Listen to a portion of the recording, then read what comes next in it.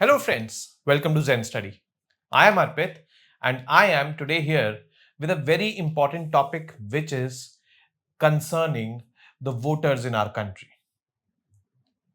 These voters initially are from Bihar, but yes, later on they can be from other states of the country as well. हम बात कर रहे हैं election commission of India की एक drive के बारे में। ये ड्राइव है इलेक्टोरल रोल्स को चेंज करने की।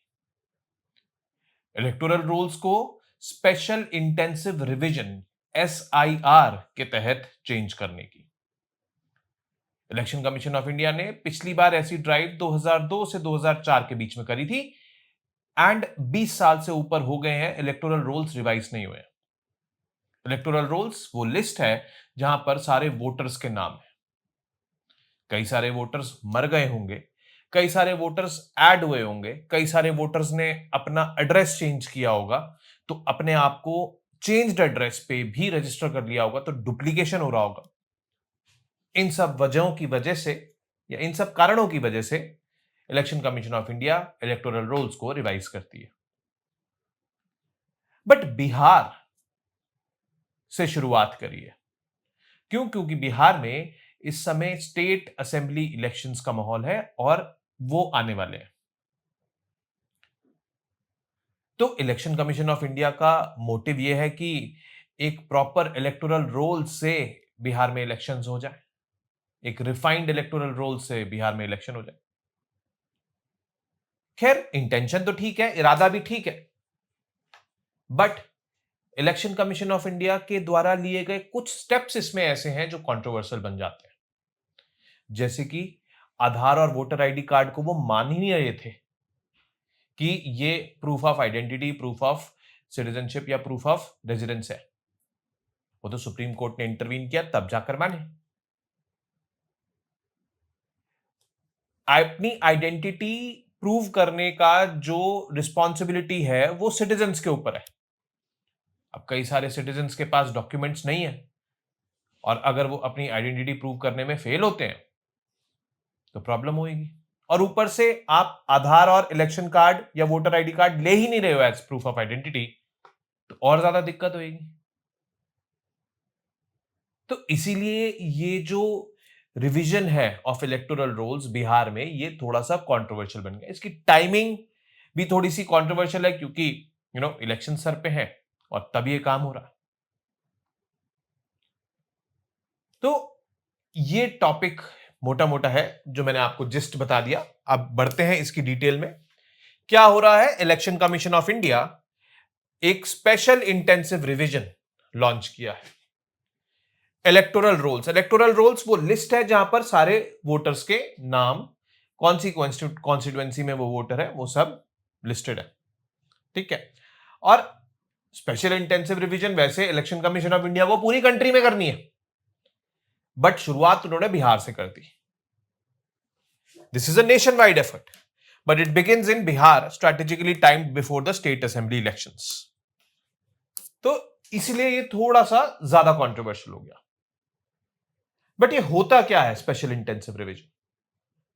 ये एक हाइब्रिड मेथड है। हाइब्रिड मेथड मतलब डोर टू डोर भी जाएंगे, इसमें कई जगह डोर टू डोर जाएंगे, वेरिफिकेशन करेंगे, कई जगह मतलब अपने ऑफिस में बैठ के ही वेरिफिकेशन हो जाएगी।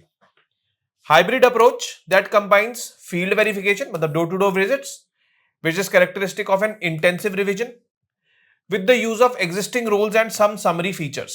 एग्जाम्पल प्री-फिल्ड फॉर्म्स वगैरह, प्री-फिल्ड फॉर्म्स वगैरह भी देंगे कि अच्छा आपका नाम यहां पर लिस्टेड है, आप इस एड्रेस पे रहते हैं, आपके पिताजी का नाम यह है। तो थोड़ा सा उनके पास प्री-फिल्ड फॉर्म्स भी हैं और वो प्री-फिल्ड फॉर्म्स लेके ही डोर टू डोर जा रहे हैं। और इस टाइप के इलेक्टोरल रोल्स को रिवाइज करने का अधिकार किसने दिया है इलेक्शन कमीशन ऑफ इंडिया को? यह अधिकार दिया है रिप्रेजेंटेशन ऑफ पीपल्स एक्ट 1950 के सेक्शन 21(3) ने। empowers the ECI to revise electoral rolls in such manner as it thinks fit. जैसा उसको ठीक लगे वैसा उस तरीके से इलेक्टोरल रोल्स रिवाइज कर सकती है। हमने बात करी, इस समय हो रहा है स्पेशल इंटेंसिव रिवीजन। बट कितने टाइप के रिविजन होते हैं? बेसिकली 3 टाइप के रिविजन होते हैं। पहला है इंटेंसिव रिविजन।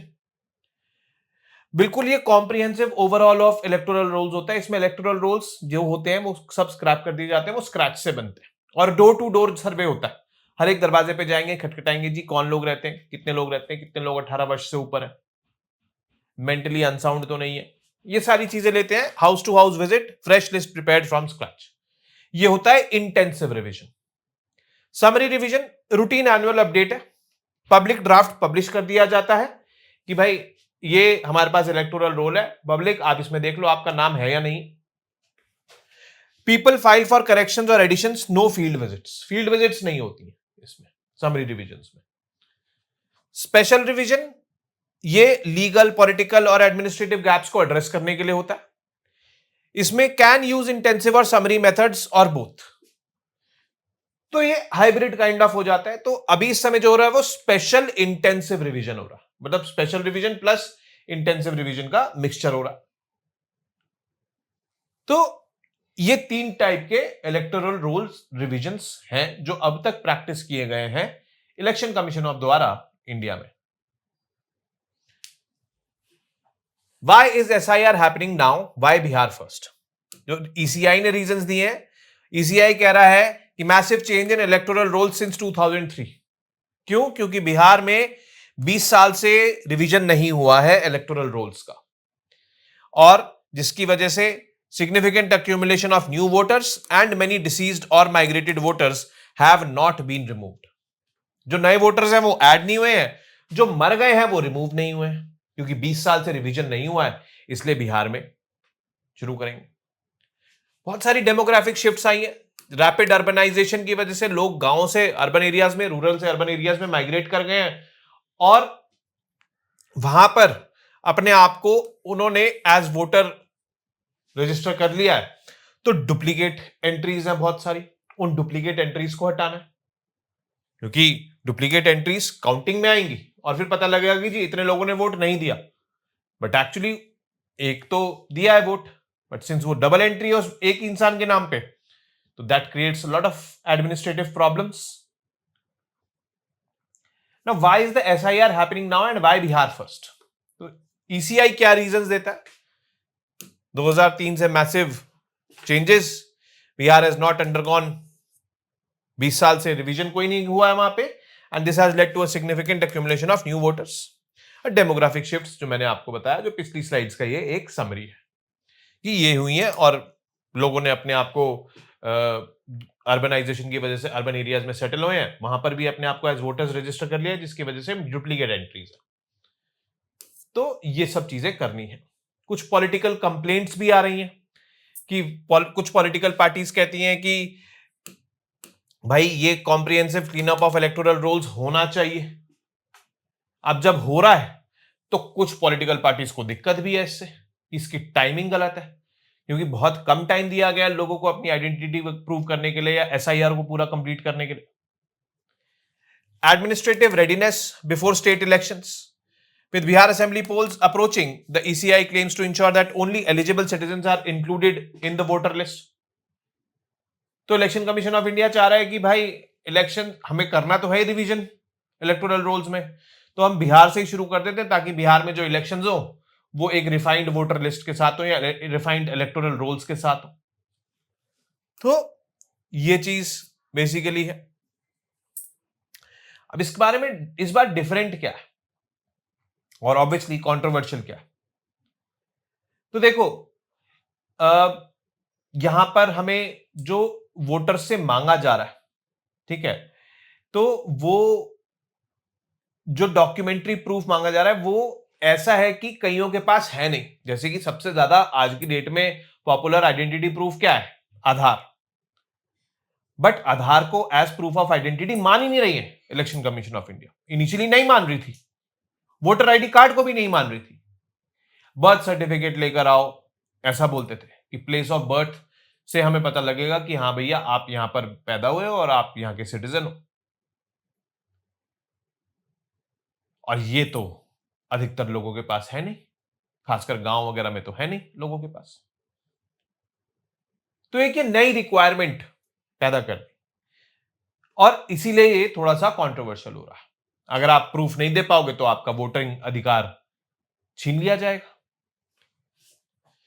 तो एग्जिस्टिंग वोटर्स जो 2003 के बाद एनरोल हुए हैं are now required to provide documentary proof of date of birth, place of birth.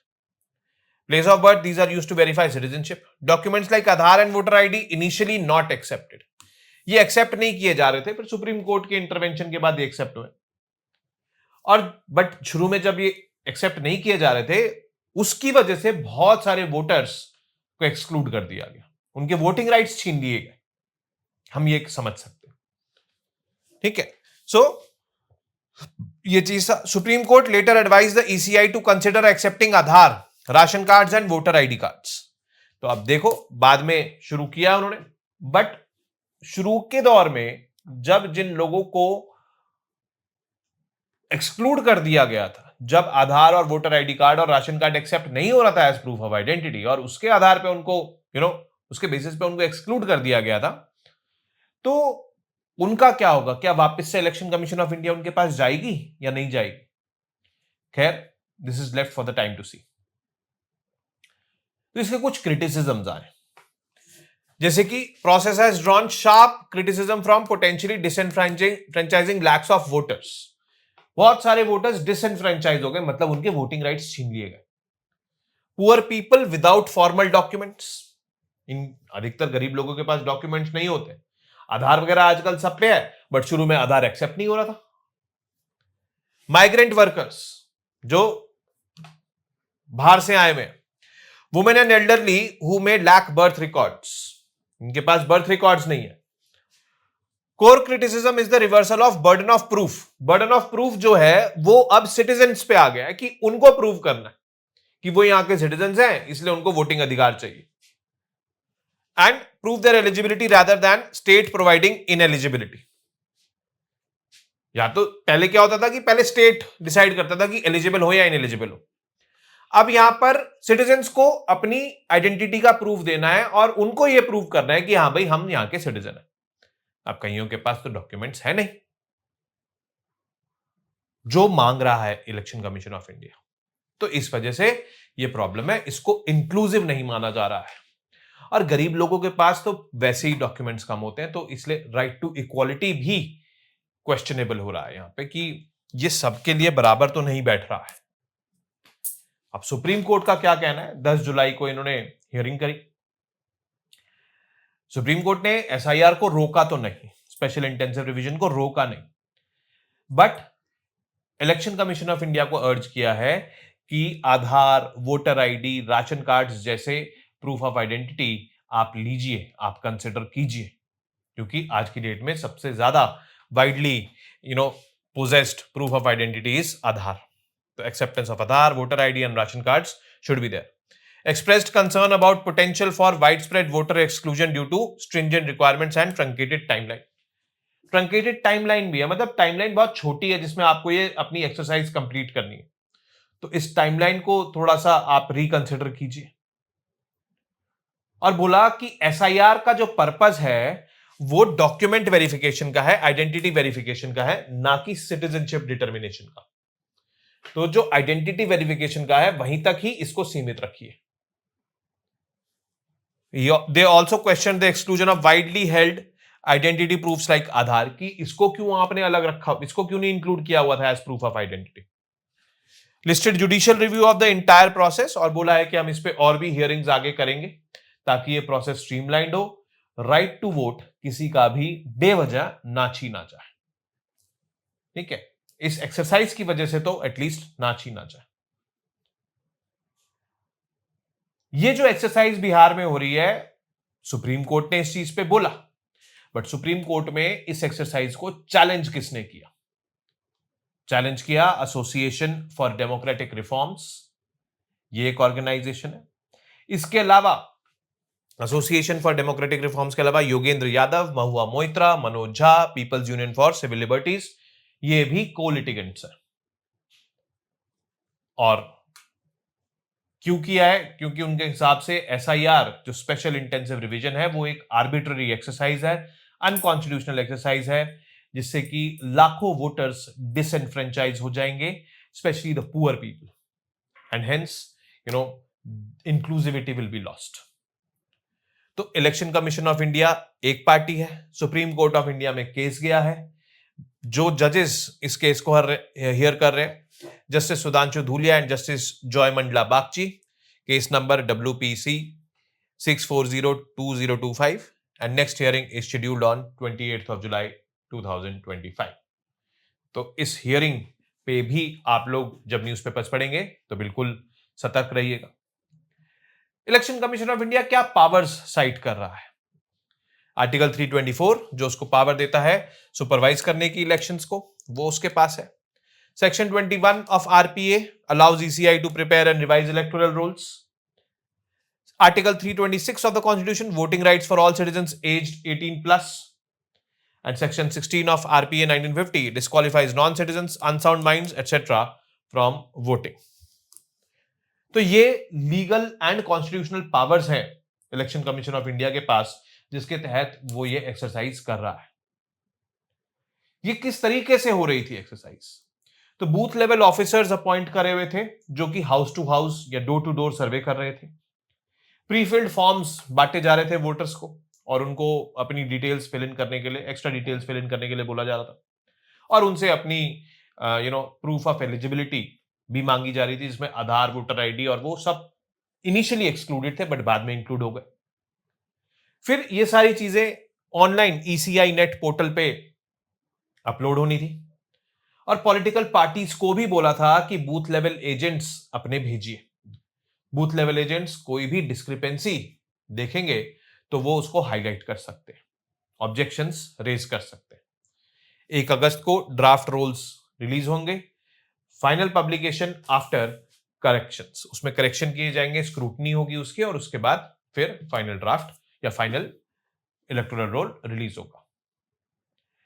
Petitioners क्या कह रहे हैं? ये जो association for democratic reforms, Mahua Mitra, PUCL वगैरह, ये लोग क्या कह रहे हैं?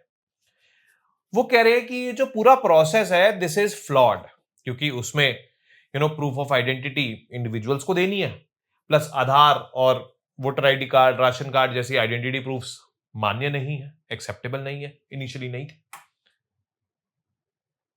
और ये पूरा का पूरा प्रोसेस बहुत ही ज्यादा जल्दबाजी में हो रहा है, हरीड है काफी, इसीलिए दिक्कतें हैं। वो कहते हैं कि आर्टिकल 14 वायलेट हो रहा है, क्योंकि गरीब लोगों के पास डॉक्यूमेंट्स का एक्सेसिबिलिटी नहीं है, तो इसका मतलब वो वोटिंग राइट्स को दे रहे हैं। अमीर लोगों के पास है तो राइट टू इक्वालिटी वायलेट हो रहा है। 19 freedom of speech of expression and movement भी, राइट टू मूवमेंट भी है, तो मूवमेंट कर रहे हैं लोगों ने, अब मूवमेंट की वजह से क्या वो वोटिंग अधिकार खो दें क्या अपने? वो नहीं होना चाहिए। आर्टिकल 21 राइट टू लाइफ, ये वायलेट हो रहा। तो ये चीज उनका कहना है पिटिशनर्स का। अनरीजनेबल डॉक्यूमेंटेशन रिक्वायरमेंट्स, भाई प्रूफ ऑफ आइडेंटिटी इन्हें देना है, और अगर आप ऑलरेडी रजिस्टर्ड हो तो Aadhaar card, voter ID, ration card acceptable नहीं था शुरू में। Burden of proof shifted to citizens, voters now bear the onus of providing eligibility rather than the state identifying ineligibility, ये चीज हो गई, और शॉर्ट टाइम तो है ही। तो ये सब इनके पॉइंट्स हैं। पर ये चाहते क्या है पिटिशनर्स? इमीडिएट स्टे लग जाए SIR प्रोसेस पे, रुकी जाए, ये हो ही ना। एक्सटेंशन ऑफ द टाइमलाइन, अगर होता है तो टाइमलाइन बढ़े। मोर रियलिस्टिक डॉक्यूमेंटेशन रिक्वायरमेंट्स हो, जैसे कि आधार वगैरह, ये सब चीजें एक्सेप्टेबल हो, ठीक है, हो रही है। Protection of the right to vote specially for vulnerable groups, ये होना चाहिए, कायदे की बात है, होना चाहिए। एक्सटेंशन ऑफ टाइमलाइन, अगर बहुत स्ट्रिक्ट टाइमलाइंस हैं तो एक्सटेंड भी कर देना चाहिए। ये तो हो ही गया है, सुप्रीम कोर्ट ने इसको तो एक्सेप्ट कर लिया। ये नहीं होना चाहिए इमीडिएट स्टे, क्योंकि रियलिस्टिक आपको इलेक्टोरल रोल्स मिलने चाहिए, और ये एक्सरसाइज हमें रियलिस्टिक गोल्स या रियलिस्टिक रोल्स देगी। तो इलेक्शन कमीशन ऑफ इंडिया ने क्या बोला है रिस्पॉन्स में? उन्होंने प्रेस रिलीज इशू किया, और प्रेस रिलीज इशू करते हुए ये बोला है कि प्रोसेस इज प्रोसीडिंग स्मूथली, और जो मास एक्सक्लूजन के जो क्लेम्स हैं वो रूमर्स हैं, वो सच नहीं है, दे आर रूमर्स। तो ऐसा सुप्रीम कोर्ट के सामने की लीगल एंड कॉन्स्टिट्यूशनल क्वेश्चंस, क्या एसआईआर प्रोसेस वायलेट कर रहा है कॉन्स्टिट्यूशन को, स्पेसिफिकली आर्टिकल 14, 19 एंड 21? ये क्वेश्चन इनको एड्रेस करना है। 28 जुलाई को देखते हैं क्या जजमेंट आता है इनके लिए। Is the process arbitrary and rushed, lacking sufficient time and consultation? अगर सुप्रीम कोर्ट को लगेगा तो टाइमलाइन बढ़ा सकता है सुप्रीम कोर्ट, इलेक्शंस उस केस में डिले भी हो सकते हैं। Does it violate natural justice and due process by treating citizens as suspects? ये भी उसको एड्रेस करना है। And is the deadline practically achievable specially during monsoon season? तो ये questions supreme court most probably अगली हियरिंग में अपनी एड्रेस करेगा, और इन क्वेश्चंस को एड्रेस करते हुए कोई ना कोई सॉल्यूशंस निकलने की संभावना है। We as aspirants should be keenly watching this case, especially the ones who are appearing for mains this year. And if possible, we will also come up with an update on this particular issue because ये issue या ये मुद्दा बहुत अहम है।